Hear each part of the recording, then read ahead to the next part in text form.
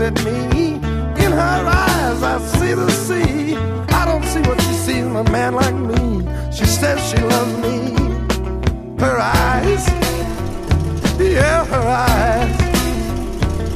Her eyes are a blue million miles. Alors ça c'est une Cadillac sedan de ville.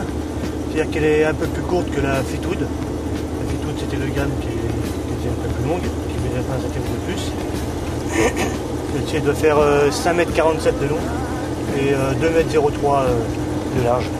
Alors disons que moi c'est grâce à un copain que j'ai eu, ça fait pas très longtemps que je l'ai par rapport à d'autres voitures que j'ai. C'est-à-dire que le gars qui l'avait avant moi a refait entièrement le moteur et malheureusement il a cassé une pièce dessus qui fait qu'il l'a laissé tomber un peu et qu'au bout de 3 ans il l'a vendu à cause de cette panne mécanique qui m'a permis moi de l'acheter et de la remettre un petit peu en état parce que je ne l'ai pas vraiment restauré, j'ai juste fait une petite peinture vite fait dessus et remis le moteur en état pour pouvoir rouler avec. Le problème c'est le temps parce qu'une restauration comme ça, il faut compter en totalité de temps de travail. Je dirais, si on compte la carrosserie, si on passe par la sellerie, les chromes et tout ce qu'il y a à refaire, il faut compter 1500 heures de travail, quoi. Donc quand on y passe que les week-ends, c'est un peu long, donc je préfère rouler avec, me faire plaisir, que de l'arrêter et ne jamais rouler avec, quoi. J'ai déjà le même modèle en cabrio que j'ai depuis 16 ans et que j'ai encore jamais roulé avec, donc je préfère me faire plaisir avec celle-ci et être sûr de pouvoir s'en servir.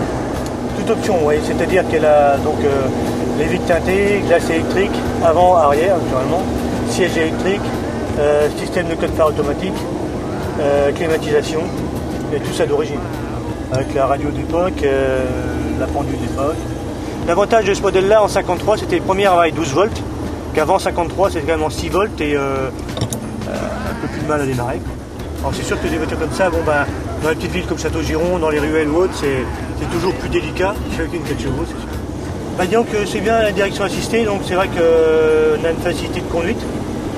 C'est vrai que ce modèle-là, en 53, par rapport à des modèles de 55-56, sont des ailes plus basses.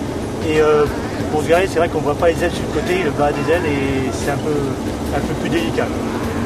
Mais sinon, ça se conduit très bien et c'est très souple comme voiture.